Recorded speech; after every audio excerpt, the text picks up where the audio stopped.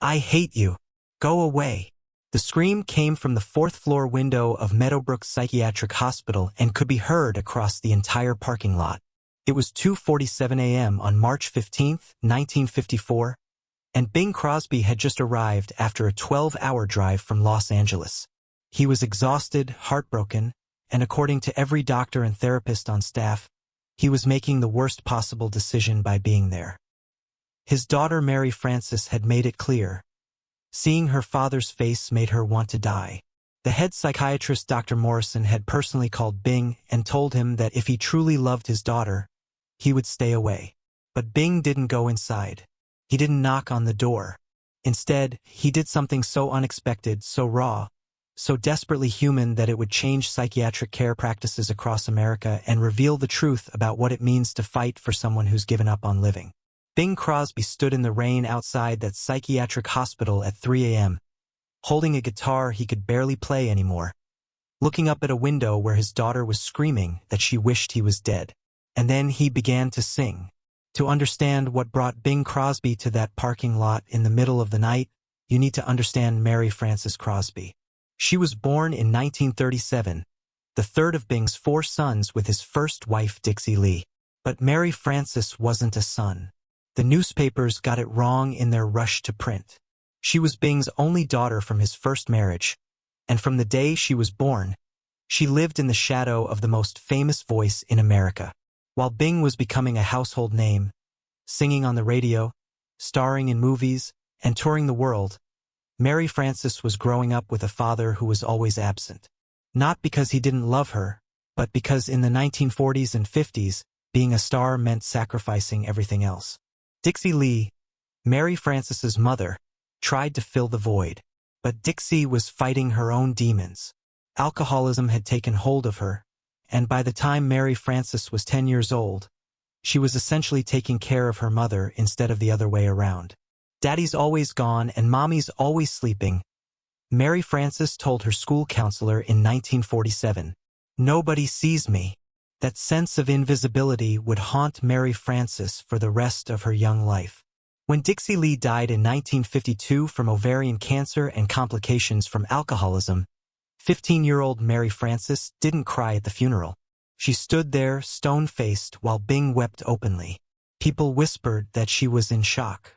But the truth was darker than that. Mary Frances had already decided she didn't want to live anymore.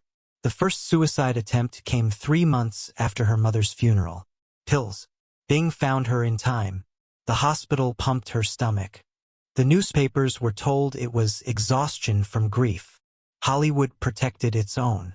The second attempt came 6 months later. This time it was her wrists in the bathtub. Bing's new wife Catherine found her. More hospital visits. More lies to the press. But the third attempt in March 1954 was different. Mary Frances wrote a suicide note, and she made sure her father would read it. 3 pages long, handwritten in perfect cursive, and every single word was designed to destroy him.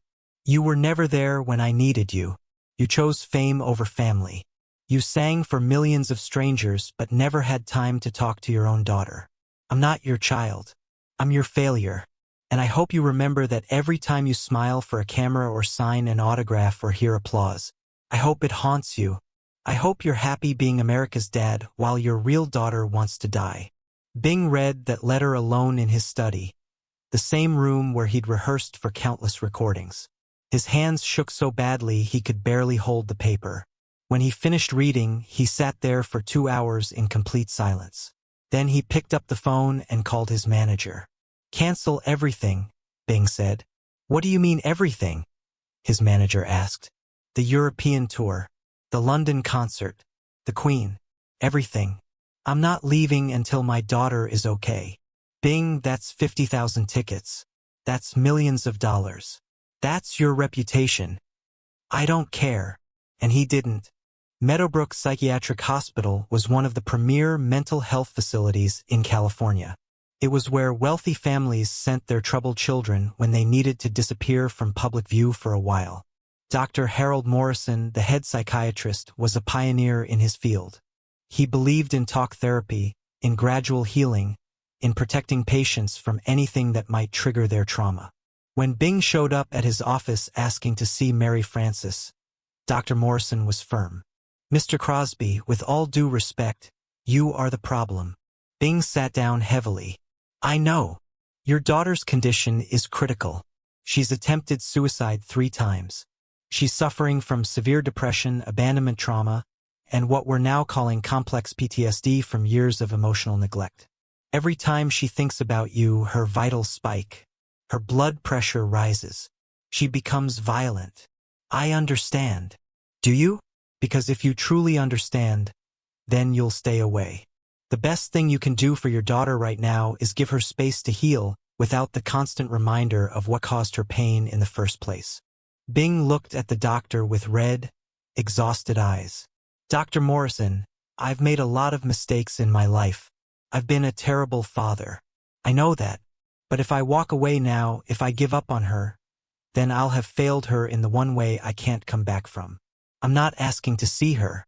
I'm not asking to go inside. I just need to be near her. I need her to know I'm not leaving this time." Dr. Morrison shook his head. "Mr. Crosby, this isn't a movie. You can't just show up and fix 20 years of damage with a grand gesture." "I know that too," Bing said quietly. "But I have to try." The doctor made his position clear. Bing was not allowed inside the facility. If he tried to contact Mary Frances directly, security would remove him, and he would be banned from the premises entirely. But they couldn't stop him from standing in the parking lot. At 2:47 a.m., Bing Crosby walked to his car, opened the trunk, and pulled out a beat-up acoustic guitar he hadn't touched in 5 years. His hands were shaking, partly from exhaustion, partly from fear, partly because he knew what he was about to do was either going to save his daughter's life or make everything worse. He looked up at the 4th-floor window where he knew Mary Frances's room was located.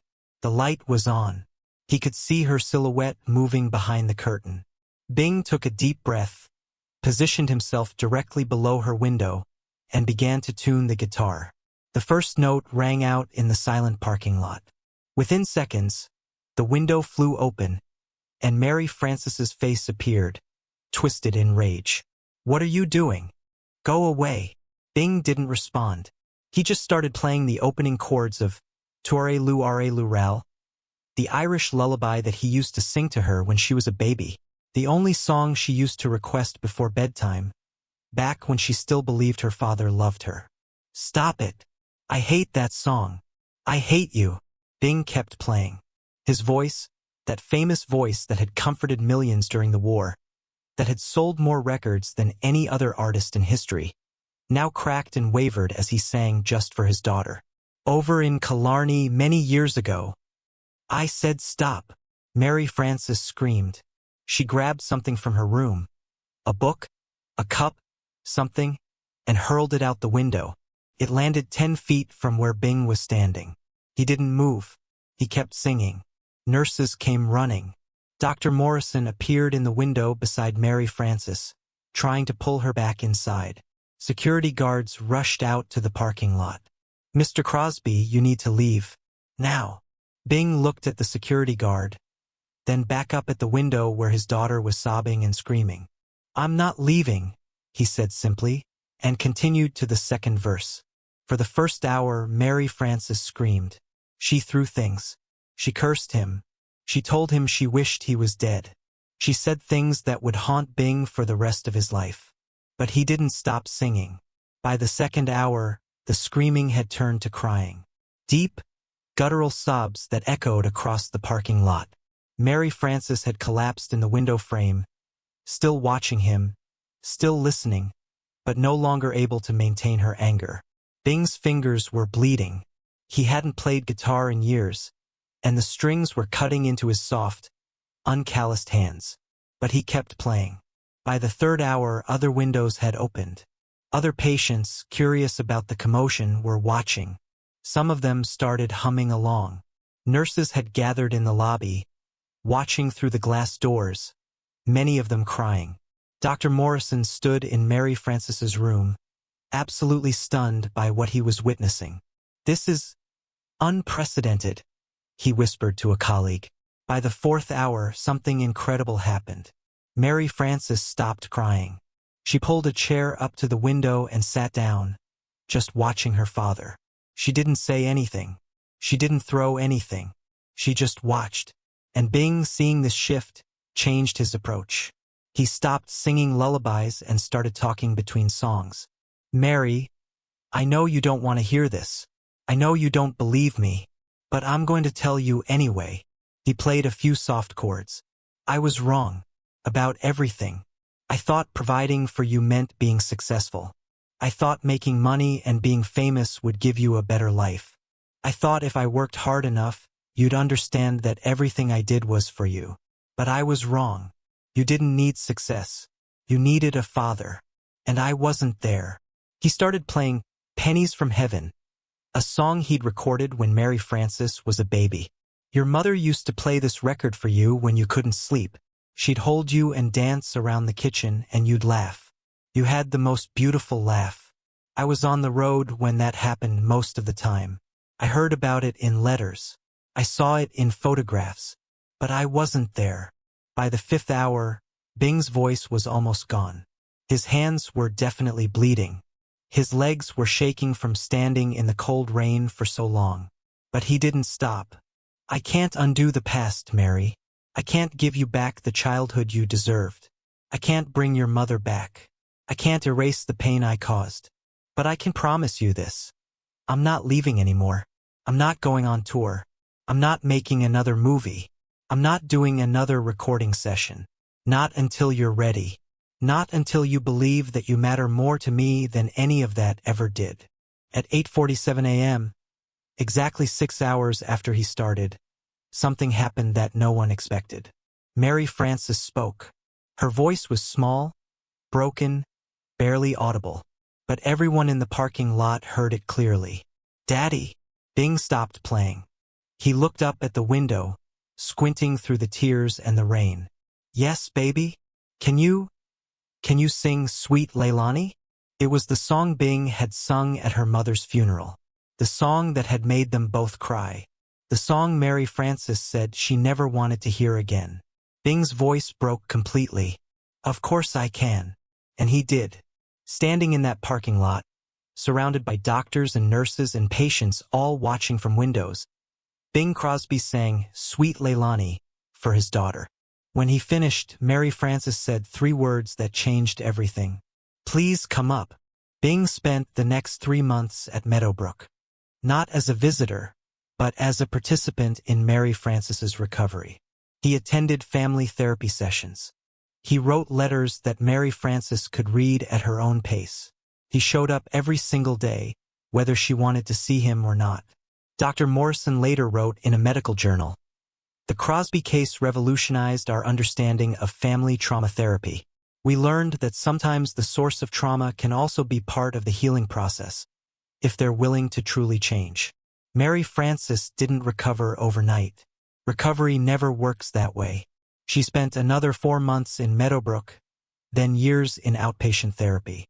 She struggled with depression for the rest of her life. But she never attempted suicide again. In a letter she wrote to her father in 1956, 2 years after that night in the parking lot, Mary Frances said something profound. Dad, I don't know if I'll ever forgive you completely for not being there when I was young, but I will never forget that you were there when I needed you most. You proved to me that people can change. You proved to me that love isn't about perfection. It's about showing up even when it's hard. Especially when it's hard. Bing kept that letter in his wallet until the day he died. The story of what happened at Meadowbrook was kept quiet for decades. The Crosby family didn't want it publicized. They didn't want Mary Frances's mental health struggles to become tabloid fodder. But after Bing's death in 1977, Mary Frances decided to tell the story herself. She wrote an article for McCall's magazine titled, "The Night My Father Saved My Life." In it, she wrote, "People think of my father as this smooth, easygoing crooner who never had problems. But the man who stood in that parking lot for 6 hours, bleeding and crying and singing, that man was real. That was the father I needed.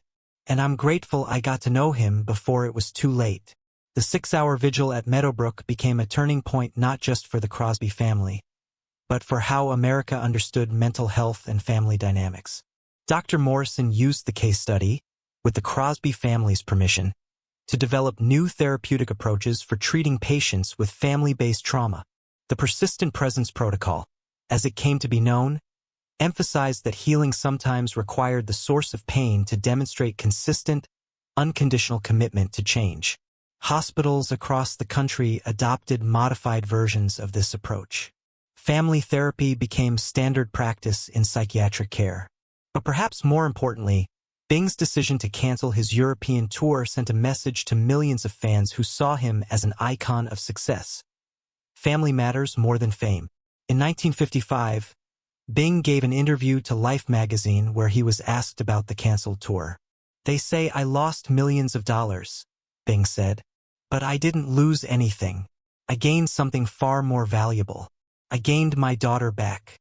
I gained the knowledge that success means nothing if the people you love don't know you love them." That interview sparked a national conversation about work-life balance, about the cost of fame, about what it means to be a parent. Mary Frances Crosby lived until 2014. She married, had 3 children, and became an advocate for mental health awareness.